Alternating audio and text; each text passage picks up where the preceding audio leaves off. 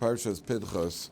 If anybody's watching or listening to this on Torah Anytime or on YouTube or whatever else, so just realize that a lot of what we learned, we've learned in past years. I do try to introduce new ideas each year, so some of it repeats and some of it is new. To understand this, we have to go back to the very last part of Parshas Balak. Turn to page 874. So again, you have this, the Jewish people start sinning. And if you pick it up on Pasuk Chaf Hey, Perek Chaf Hey, Pasuk Aleph, page 874, 4 lines from the top. Vayeshev Yisrael Shittim, the Jewish people were a place called Shittim, which the Gemara tells us the word Shittim, it comes from the word shtus, which is foolishness, because they get involved in foolish behavior here. It's worse than foolish. The people start sinning with the daughters of Moab. Now you notice it calls them the nation. They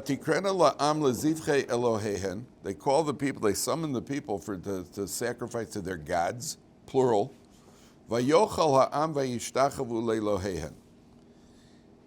The people then bow and get to the gods. Then it says, Vayitzamed Yisrael lebal peor.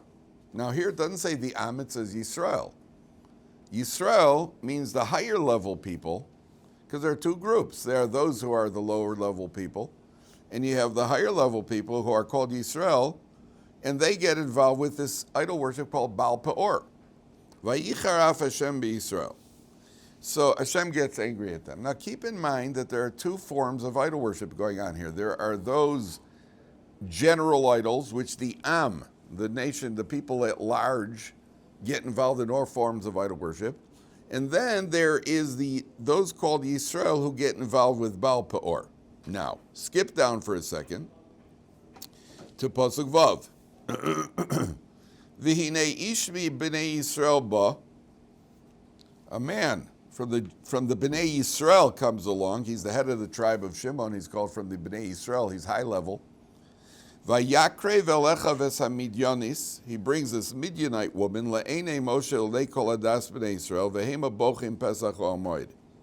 And they're crying by the entrance of Almighty. Now this man Zimri grabs this Midianite woman, and the Gemara tells us that she is the daughter of one of the kings of Midian, who was sent to the Jewish people to try to cause Moshe or Elazar, his son, Elazar, son of Aaron HaKohen, to sin. She is a Midianite princess. She's not a Moabite. She's a Midianite princess. And she is sent to get Moshe Rabbeinu to sin. Now, Zimri grabs her, and he says, hey, listen, Moshe is from the tribe of Levi. I'm from the tribe of Shimon. My tribe is older. We're higher level than him. You got to sin with him. You may as well do it with me. And he comes to Moshe Rabbeinu and he says, hey, is she permissible or she's not permissible? And he doesn't wait for an answer. He says, if you tell me she's not permissible, how come you were allowed to marry a Midianite? Because Moshe married Zipporah, who came from Midian. That's a classic statement in question form. He wasn't waiting for an answer. So he goes into a tent with her and they start sinning. And Pinchas, Vayar Pinchas ben Elazar ben Aaron HaKohen, Pinchas, the son of Elazar, the son of Aaron HaKohen, and it emphasizes that he's the descendant of a Kohen because Kohanim did not go to war. They did not have weapons. They were not people who were trained in spear warfare. Vayikam mitocha eda, he gets up from among the congregation. Vayikach romach biyado, he takes a spear. Now you'll notice that the word romach is the same gematria as resh mem ches, is 248. There are 148 positive commands, 365 negative commands, and 248 they call limbs, and we are said to have 248 limbs and 365 sinews or something. And he takes the 248. 248 also happens to be the numerical value of Avraham. That means Pincus is coming along with the merit of the forefathers. And he's scared. The Medrash says he's scared because he got the tribe of Shimon who are guarding the tent where their leader is in the tent doing an Avera, and now Pinchas has to go in there. He's putting his life at stake. Vayovo achar ish Yisrael el hakuba vayidkor es shneim. He stabs both of them. Es ish Yisrael v'esi ish el hakavasa. He gets them both right in their private areas while they're in the act. Vateyatzar hamagefa me'al b'nei Yisrael. The plague stops. Vayu hamesim b'magefa arba v'esrim 24,000 Jews die. According to most of the commentaries, they all came from the tribe of Shimon. Pinchas goes in there and he stabs. And we spoke about this last time, how we asked Moshe Rabbeinu. We talked about not doing dramatic things without getting some sort of confirmation in advance. The Medrash says there are different opinions. There were 10 miracles, 12 miracles, 6 miracles that happened to Pinchas. Among other things, Zimri didn't call for help. He didn't call out, number one. Number two, he didn't stop what he was doing. If he would have seen, if Zimri would have stopped what he was doing, according to halacha, if he would have separated from this Midianite woman, if Pinchas would have then killed him, so Pinchas would be a murderer. Because this halacha, the vigilante behavior that you're like, what we said, aboel aramis kanoim pogimbo, that halacha that he's activating here is only if it is actually while it's taking place. But if he comes to, the guy is separated, he's no longer actively doing the Avera, you're not allowed to kill him at that point. Not only that, if Zimri would have turned around and killed Pinchas, Zimri would have been within his rights to do so. Because if somebody's pursuing you to kill you, you're allowed to kill him. So Pinchas he's got, now what happens? First of all, what he did was he took he came walking over and he said, why are you guys any better than us? Why are you any better than us? And so they all said, the Frummies are even the Frummies are allowing this behavior. Let them in.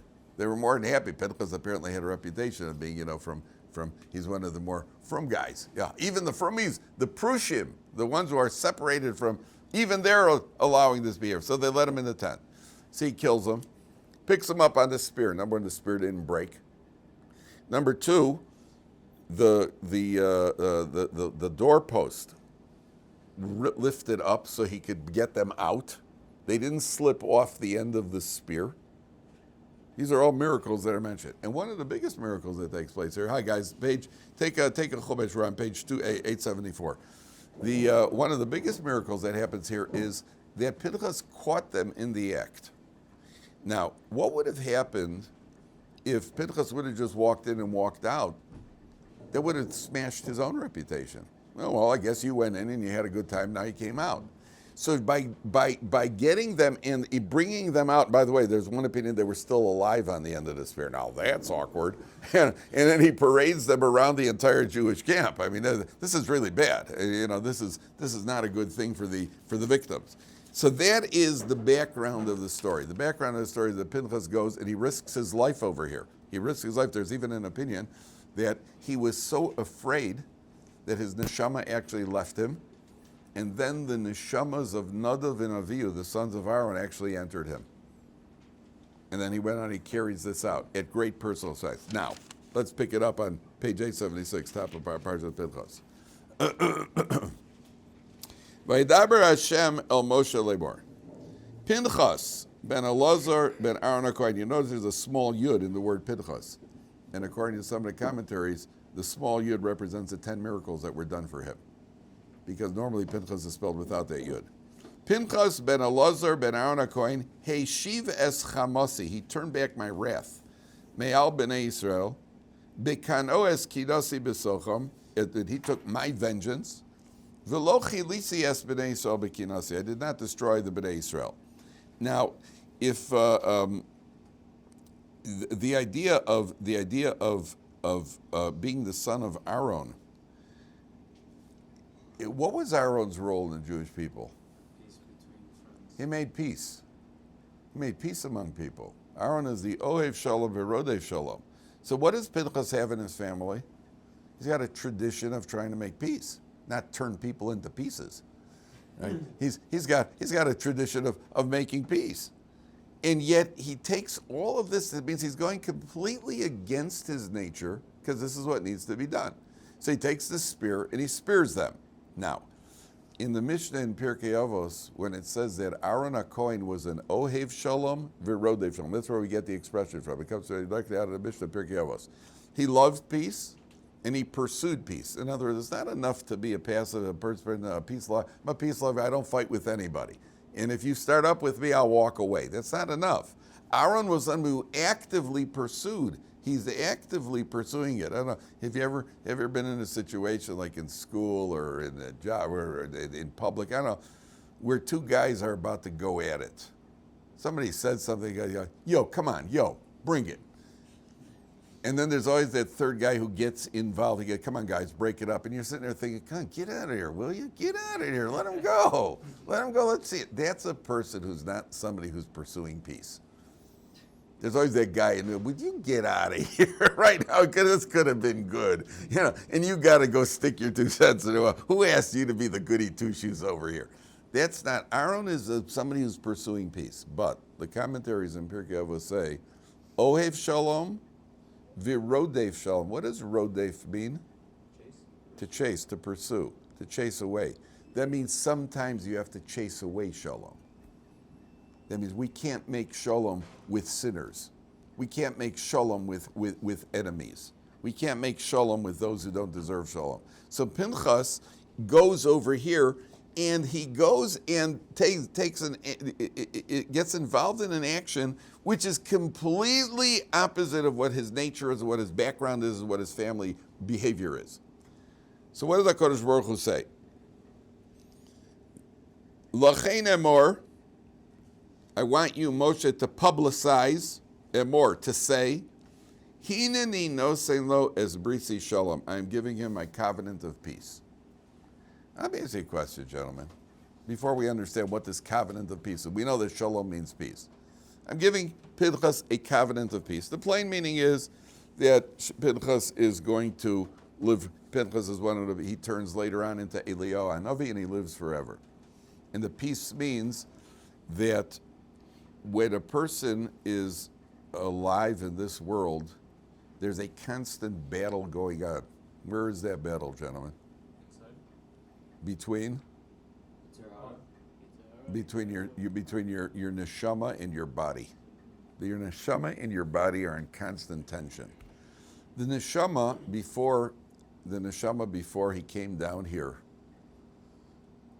the neshama was in a good place. The neshama does not want to. Mishnah in Pirkei Avos says you are born against your will. You are formed against your will. You're born. The neshama, when he gets the tap to go in, it's like the guy sitting on the bench and the coach says, okay, go in. The starting quarterback just got broken in half because the defensive linemen on the other team are all about 6 times his size. And then the coach says to the backup quarterback, okay, Stan, go on in. And you're like, I don't want to do this. You know, I see what these guys look like. So the neshama gets the tap. Go on in, you're up. That murky, physical, materialistic, soiled world, and here I'm in the neshama world of the souls. And our entire life is an existence of this constant battle between neshama and body. As a matter of fact, we say every day, kol neshama tehalel ka haleluka, right? We say it every day. Kol neshama tehalel ka haleluka.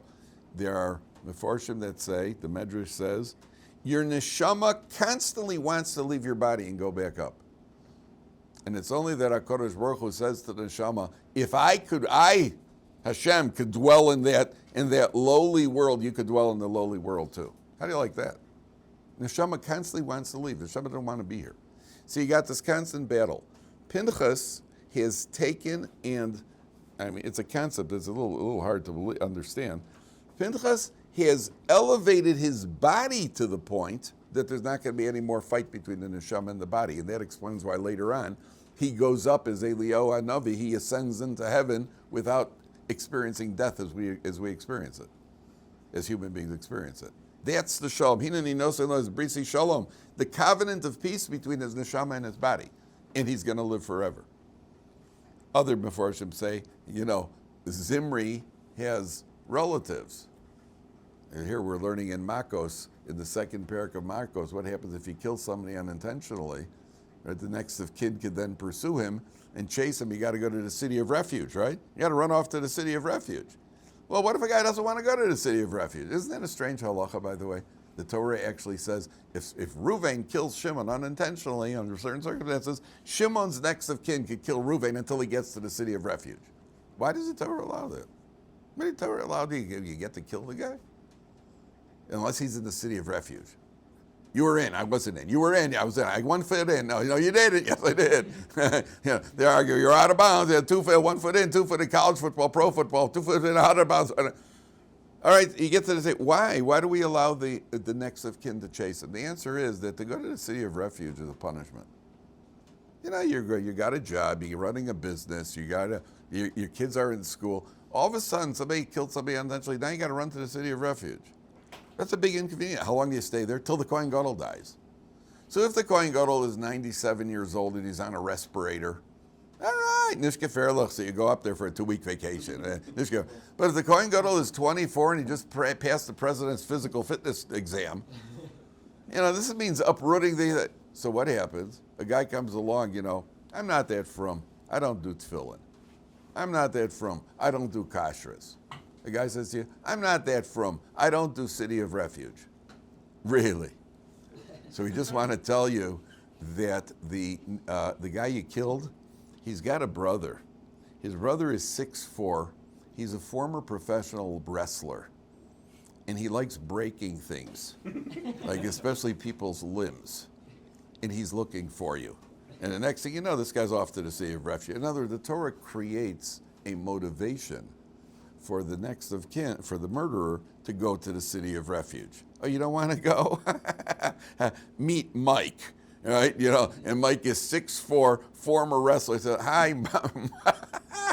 Ooh, city of refuge. I am so city of refuge. And off he goes running.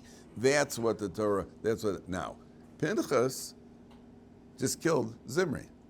Zimri's got brothers, cousins. He's got people not too happy with Pinchas. He didn't know saying laws Brisi Shama. Hashem says, Moshe Rabbeinu, make a public announcement and let Pinchas know I'm watching him. Nobody's coming for him. Nobody's coming for Pinchas. There's not going to be any revenge. Nobody's going to be chasing him down. Okay. I want to ask you a question, gentlemen. Did you ever hear of the Enola Gray? Enola Gay? Gray or Gray? Gay. Oh, I thought it was Gray. Like a bird. And Enola Gay. Yeah, what was the Enola Gay? That was the plane that dropped the atomic bomb. Okay. Now, imagine they dropped the atomic bomb on Hiroshima, and then 3 days later they got Nagasaki. And okay. Now, the guy who flew that plane, what award would you give him? If you're giving him an award, what award would you give him? I give him the Purple Heart. What is it, for bravery, something like that? They dropped the bomb. Hold it. I'd give him the what do you call it? The something for bravery, something like that. Would you give him the Nobel Peace Prize? Can you imagine giving the guy the Nobel Peace Prize? Donald Trump just knocked out the Iranian, what do you call it over there? Give him the Nobel Peace Prize. I give him an award of this. The last thing anybody would think of giving somebody who caused destruction is a Nobel Peace Prize. On the other hand, you could arguably say that the guy who dropped the atomic bomb, that put an end to the war. A lot fewer people died. That brought about peace. So here you have the single most violent act in the Torah. And what's the reward for it? Brisi Shalom. He gets exactly the opposite of what anybody would have thought. He gets this covenant of peace. Then the Torah says something a little more difficult to understand. L'cheinem morhineni nosein lo es Brisi Shalom. 5th line.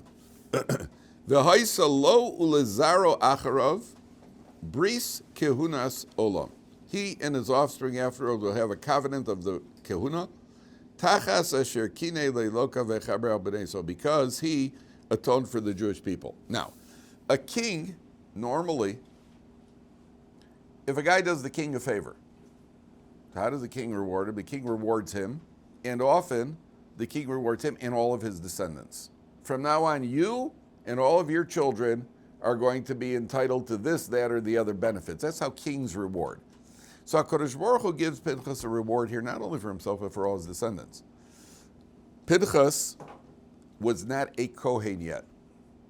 Pinchas was not a Kohen. His grandfather was a Kohen, and his father was a Kohen. But at the time that Aaron and Elazar and the three other brothers became Kohanim, it ended there. The grandchildren were not Kohanim. Pinchas only becomes a Kohen now, but because God is rewarding, so it's not only for Pinchas, it's going to be all the descendants of Pinchas. And not only that, the sources say that the Kohanim Gedolim, certainly during the first Beis HaMikdash period, the Kohanim Gedolim that became Kohanim Gedolim, they were all descendants of Pinchas. So he's getting this bris kehunas olam. Why?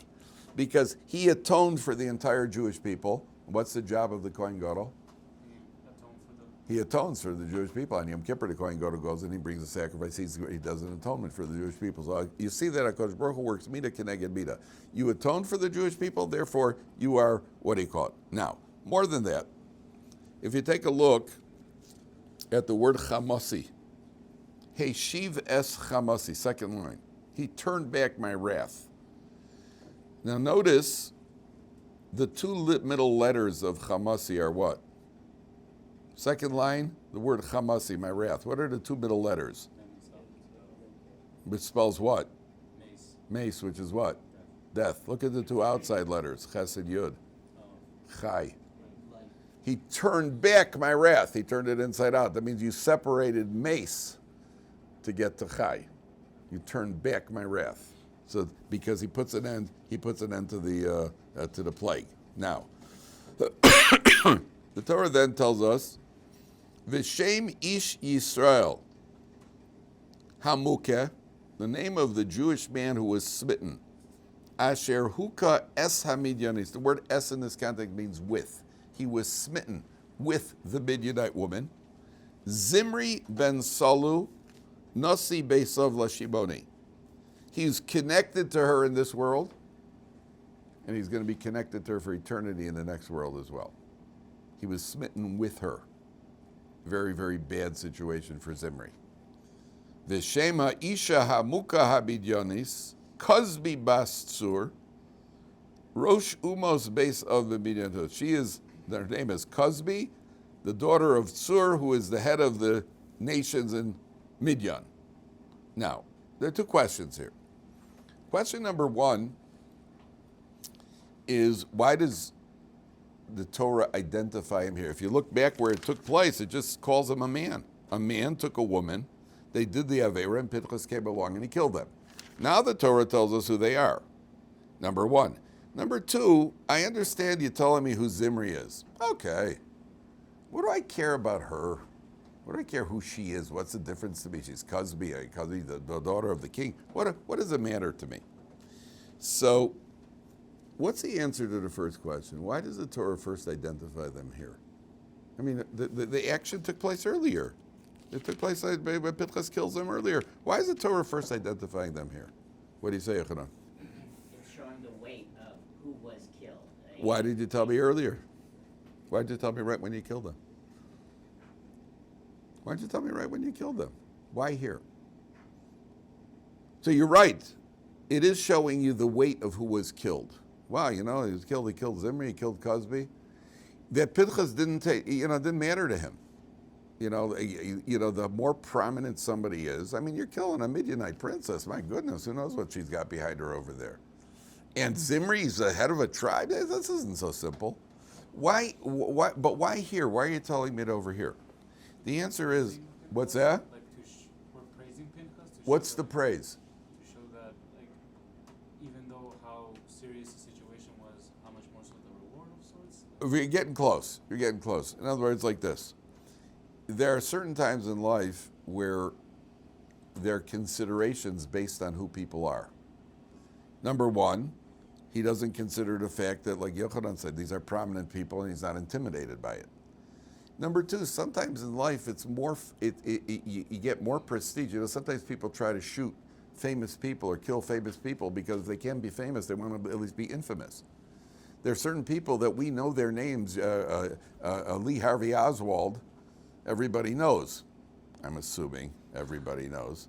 what do you call it? John Hinckley. I'm assuming everybody knows. These are famous people who killed. These are people who are infamous for trying to kill or successfully killing other famous people. None of this is a consideration for Pinchas. That's why the Torah didn't mention it earlier. At the time that Pinchas did it, I don't care who it is. It makes no difference what their names are. Not in it for any motivation other than I have to carry out because this is what God wants me to do, number one. Number two, her name is Zimri. Kozbi Basur, she's a Midianite princess. So what the Torah is emphasizing over here is like this. Imagine a guy's wearing a $2,000 Italian suit. Top of the line. What's the name of the company? What are the Italian companies with the suits? Isn't there a famous company, Gucci or something? Louis Vuitton or something? Gucci or La Lulu, what's it called? What's that one called? Lululemon, yeah, I love that one, yeah, Lululemon. So there's what he goes, he's wearing a fancy Italian suit, $2,000 Italian suit. Who would think of that? Why would you call something Lululemon? Why would anybody want to wear clothing from Lululemon? So I think they're suing somebody. Somebody else is copying is copying. I think Lululemon is suing somebody. So he's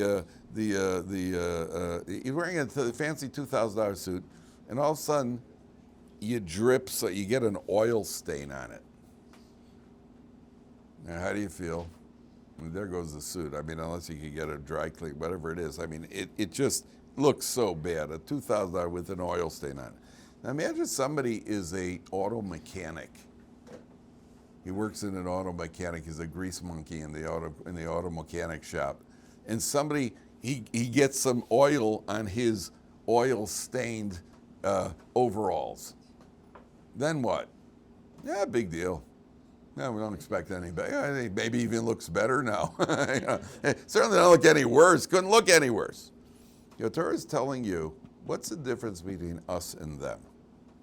For a Zimri,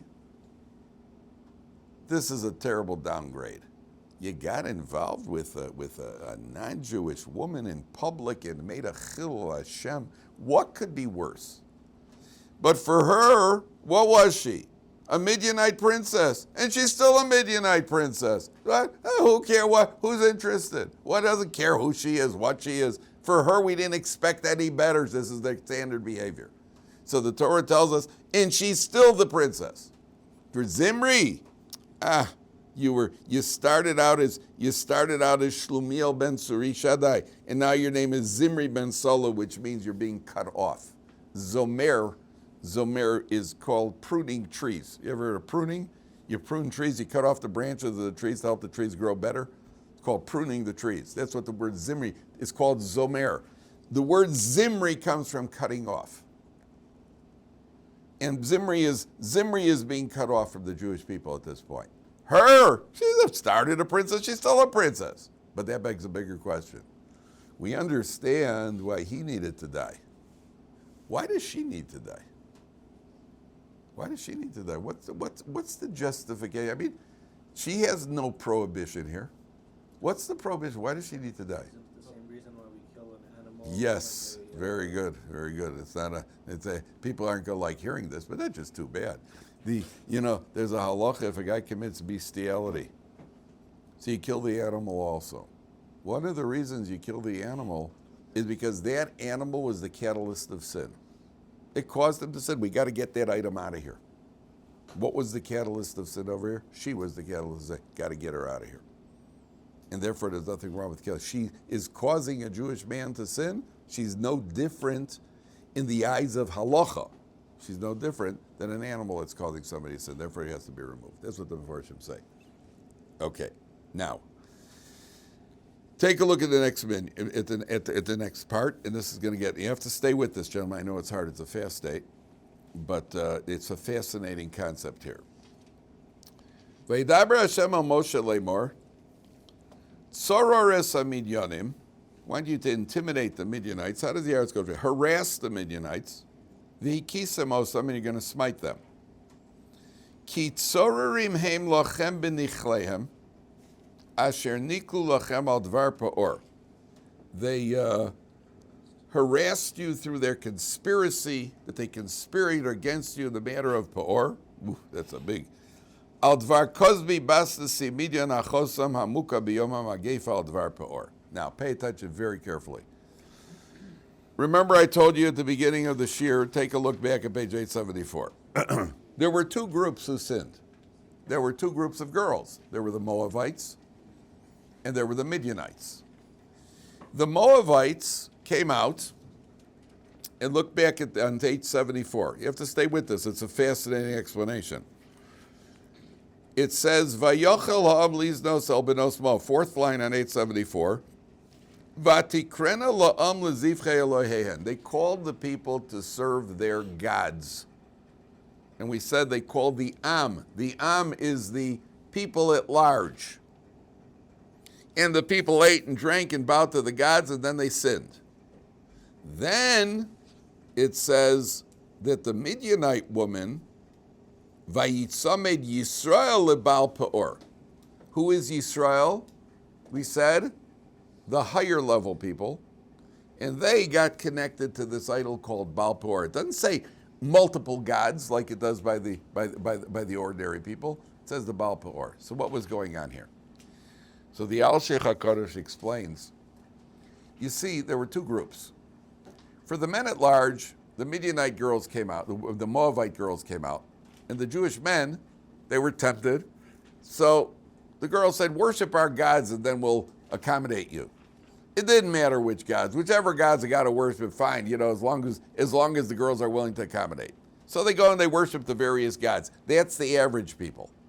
But what about the higher level people, the people called Yisrael? They're not willing to go and worship idols. Right? We don't do this thing. So the Midianite girls came out and they said, no. All we want you to do is worship Baal Peor. Now, what is Baal Peor? Baal Peor was the idol where the way you worship the idol is you relieved yourself in front of the idol. The Gemara says there was a man who was passing by Baal Peor, a Jewish man, and he decided he's going to degrade the Baal Peor. So he went in and he relieved himself in front of Baal Peor, and then he wiped himself on the face of the Baal Peor. And the priests of Peor said, wow, no one is ever served with such devotion.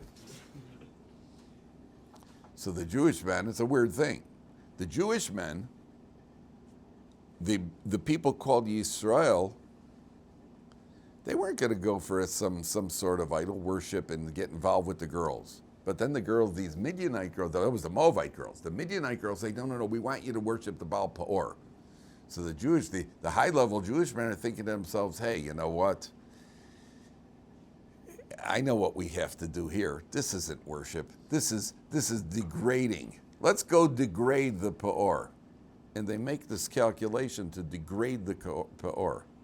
And because they got involved with the Peor, by degrading it with all the good intentions, but that left them vulnerable to the girls. So they got involved with Peor, and that's what got them to the Midianite girls. And the Midianite girls were there to try to cause the Jewish men to sin. So that's what took them down. And of course, the lesson here is, don't be so smart.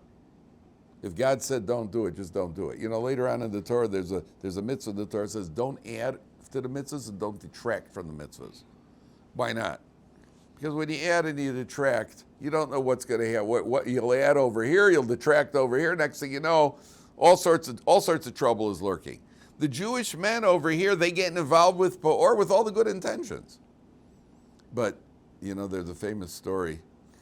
I think the Chafetz Chaim says, there's this king who needs to send a message to another king. And he sends his loyal messenger, and he sends the loyal messenger, listen, I want you to go to this other king, but whatever happens, don't enter any wagers with him. So he says, okay, no problem. And he goes to this king, and as he walks in to the second king, comes in front of the entire royal court, And the king looks at him. He says, thank you for the package, whatever it is. He goes, I really like, I know that you have a nice tattoo on your chest. I'd really like to see it. So the guy says to the king, Sir, Excellency, I don't mean to contradict you, but I do not have a tattoo on my chest. He says, no, I'm pretty sure I know you have a tattoo on your chest. He says, I don't have. He says, I will bet you $1 million for your king that you have a tattoo on your chest. So the guy sees him, so look, he told me not to bet, but this is a sure thing, because I know I don't have a tattoo. He says, no, Excellency, I don't have a tattoo. He said, will you bet then? He says, yeah, I'll be glad to bet. He says, okay, please remove your shirt. Let's see. So the guy, sure enough, he pulls off his shirt, and there's no tattoo. So the king hands him $1 million with a smile. He says, that's for your king. So he comes back to his king, and he says, how'd it go? He says, excellent, and Excellency, I have great news for you. Here's $1 million from the other king. And how did you get that $1 million? He says, well, he said that I had a tattoo on my chest, and I told him I didn't. And he says, well, all I did was take off my shirt and prove to him that I didn't have a tattoo. He says, you fool. You fool. I had a $10 million wager with that king that he can't get one of my royal servants to pull their shirt off in front of his royal court. You cost me $10 million, $9 million. So the Chafetz Chaim says, don't be so smart. If Hashem said do it, do it. If Hashem said don't do it, don't do it. Don't start making calculations. And therefore, the downfall over here begins with the calculations. Well, Baal Peor, we're told not to worship idols. Yeah, but this one's okay, because this one we're degrading it. Yeah, but that's the downfall, and that's how the girls, that left you vulnerable. Okay, so then the Torah says like this. Now pay attention here with this. Tzoraras Midyanim ve'ikisa mosam. Now, the idea of tzoror, what does it mean to harass the Midianites? You're going to harass the Midianites. So the war isn't going to take place here. The war takes place later. But I want to tell you a very interesting thing that the Meshech Chochmah brings down.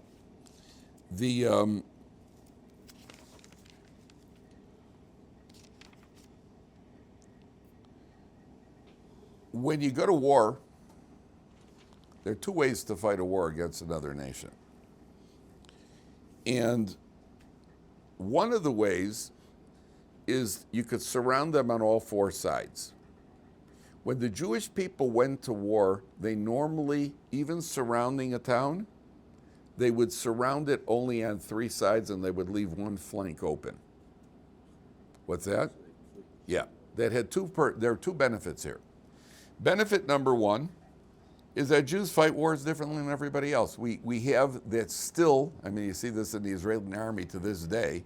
No other army in the world tells people, please leave because we plan on bombing you. You know, you don't see the Russians saying that to the Ukrainians before they go and knock out a few dozen people. And the Jewish army is held to they go door. Everything is with a moral standard. In the old days, they would leave one flank open because even while fighting war, we fight mercifully. You have the option of running away, number one. Number two, there's a benefit for the people who are fighting. The benefit for the people who are fighting, who are surrounding, it takes some of the fight out of those who are surrounded. Knowing psychologically we could get out of here if we want to, that takes some of the fight. If you're surrounded on four sides, you ever see in the Westerns where they're surrounded by Indians? You know, you got these two guys surrounded by 8,000 Indians, and they just he spits. They go, come on, we'll take him on. The spitting is to show he's not afraid. He's still, because when you're afraid, there's no saliva, like on a fast day. Right? You know, he's like that. Go, come on, we'll take him. You know, till the Indians catch him and they'll chop him up. But at the end of the day, it takes some of the fight out. It takes some of the fight out because psychologically they can get away. So it's in your own benefit. Here, Tzoraras Midyanim is none of these considerations. You're going to be surrounding them on all four sides, because it's going to be a total annihilation here. Now, that idea is extremely important in Torah development and in interpersonal relationships. And what that means is, if you're ever in an argument with somebody, leave the other person the option to save face. Leave them that flank to get out, to back out. Well, I said yes, but I meant no. Okay. right? That sort of thing. Give them that option. You know, when I said it, I meant, but it also applies in Ruchnius. It applies in people who are developing in their commitment to Torah and mitzvahs. That a person for himself, don't close yourself in on four sides. Always leave that flank open. That means if we choke ourselves off and we make our Yiddishkeit too challenging for ourselves, we could end up throwing the whole thing away. This applies particularly when it comes to taking on stringencies. If it's a halacha, it's a halacha. We have to do it. But there are various stringencies in halacha. Are you sure that you're ready to adopt this stringency and that's not going to create too much self-pressure? A person has to be very, very careful. Where I'm holding right now at this stage in life, I'll give you one example. People ask me about listening to Goyish music. There's no halacha that says you can't listen to Goyish music. You should not listen to music that has, or songs that have suggestive lyrics in it. But a tune, for example, just the tune itself, there's no halacha that it's not halacha. It may not be appropriate. You won't find a lot of people in Bnei Brak listening to Beatles songs. But is it usher? Before you go and you cut yourself off, we have to know where we're coming from. I no longer eat non-kosher food, and I no longer associate with certain people. I no longer involve their behavior. This also I have to drop, and then a person chokes himself off. Many people will stop, Bali Tshuvas often will stop doing things which are totally innocent. The guy says, well, I became frum, I'm no longer going to play my guitar. Who told you not to do that? Why not? Who said you shouldn't play your guitar? Who said you shouldn't play tennis? Who said you shouldn't play, who told you not to? And sometimes people want to we take on too much too fast. And therefore the Torah is saying this is a rule that applies in life. Don't choke yourself off on four sides, and especially when it comes to interpersonal relationships with families. Sometimes a husband and a wife may have a little argument. You have an argument with your parents, or you paint somebody into a corner. There's nothing to gain. Let's say you have a secular friend, and the two of you get into a religious debate. If you paint him into a corner and you choke him off on four sides, you know what's going to happen? You will have won the argument, and then he'll walk away from you feeling that was an unpleasant encounter. So you meet somebody on the bus or on the train, you happen to schmooze with some guy in university, and he comes up with his ideas of, a Big Bang or evolution or all sorts of nonsense, and you absolutely destroy him. So what's happened? So now you've lost any future opportunity of any influence. He's not going to have anything to do with you because this was a very unpleasant encounter.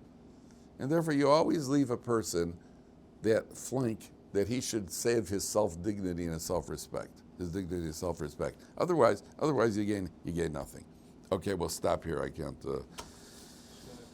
All right.